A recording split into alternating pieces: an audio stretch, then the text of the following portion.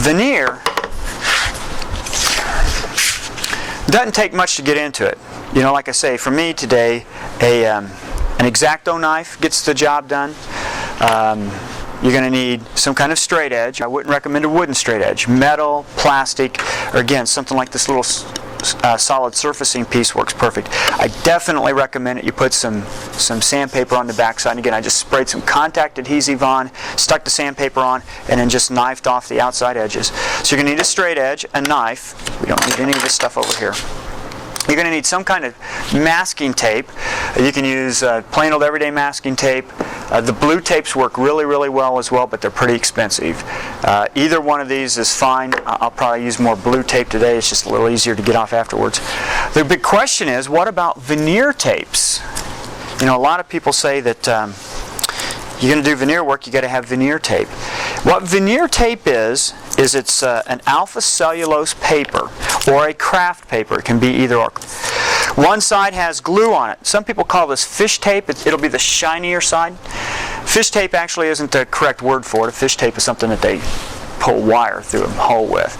But it has a fish-based glue on one side. It's activated with moisture. You can activate it by licking it, although you don't want to do that. Better yet, usually when I'm doing a lot of veneering, I'll have a sponge that's activated with water, and all I have to do is pull off what I need, slide it across the wet sponge, and then it sticks to hold your pieces together. Let me continue to talk about these and now tell you why we use this. There are, again, there's the craft paper tape. The reason we have a craft paper tape is because it's a little bit stronger, and if you're trying to pull two pieces together, you can get a little bit more pulling action. They come in different thicknesses of tape and so on and so forth, but usually the craft paper is a little stronger. The white paper is usually a little bit thinner, and it's a little easier to sand off or to scrape off after it comes out of the press. Both have the same exact glue on the back side. They also make tapes that have numbers of holes in them. Now this one is a 3-hole tape, and I've got some somewhere that's a 2-hole tape. And obviously the more holes you put in it, the less strength it has. So once this paper gets wet and I'm trying to pull two pieces together and I'm trying to pull my tape tight, it'll just tear on you. But the advantage to using the more holes in your tape is that you have less to sand off after it comes out of the press. So there's 70% less paper here, there's 70% less work after it comes out of the press. I'll be honest with you, these are typically used after you've cut your veneer and you want to put it together in a more permanent fashion. Of course, no tape is permanent in veneering. Ultimately, it all has to come off either before it gets pressed or after it gets pressed. Masking tapes are used to help hold two pieces together while I'm cutting them. And then after I cut them, when I'm ready to assemble them together, to take two pieces and turn it into one, then I'll use this more permanent type tape. However, with the blue tapes the way they are, and the way I teach people to do veneer work today, for small parquetry work, Lois cubes, radial matches, and checkerboards and that type of stuff, I just use blue tape. Because once you put it into the press, you take it out of the press within 2, 3, 4 hours. There's still enough moisture from the glue in the veneer to where the blue tape just comes right back off again. Now if you leave it in the press for 6 months and you try to take it off, then no masking tape comes off very easy after that long of a time. So we have to understand it's okay to use masking tapes through the pressing process. And if I'm a little ahead of myself here, you'll see this when I get done with the cutting. As long as you take it out of the press quickly and you remove the tape within X amount of hours after the pressing process.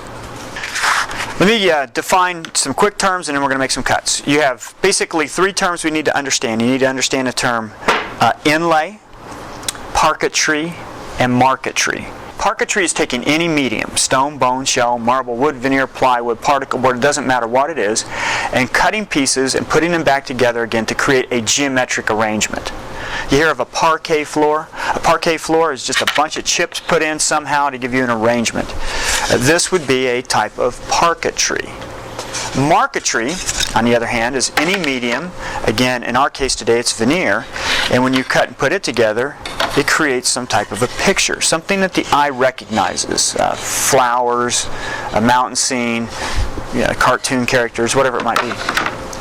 Inlay is a broad category that explains all of it. Inlay, technically, is where you create a cavity and then you make a filling to fit back into that cavity. And the reason inlay is so hard and so challenging is because you only have access to one side. So in other words, if this were a solid maple jewelry box lid and I wanted to inlay a little clover shape in it, I'd have to physically cut a cavity of the clover, and then, actually it's the other way around, you cut out the shape, you put it on top, you knife around it, and then you route out the hole and fit it in. But it's a lot of work because you only have one side to work from. See, the great thing about veneer is, although we can call it inlay, it technically isn't that type of inlay, because I have access to both sides of the veneer, so I can cut from this side. If it's not going in well, I can flip it over from this way and cut from this side to cause it to go in easier. So ultimately, when people look at my marquetry work that I do, I think it's really cool when they come up to me and say, wow, look at that inlay. It's one of those terms that doesn't offend me when it's used improperly about my work, because inlay is just so hard to do. I mean, all the stuff that was in King Tut's tomb was actually inlaid. And that doesn't bother me. I mean, it bothers me when they come up and look at my stuff and say, hey man, is that a decal? I have a problem with that. But I don't have a problem with the word inlay, because the inlay technique is such a hard process. And that's the great thing about veneer, is we can completely avoid the rigors and the nightmares of inlay as I've described.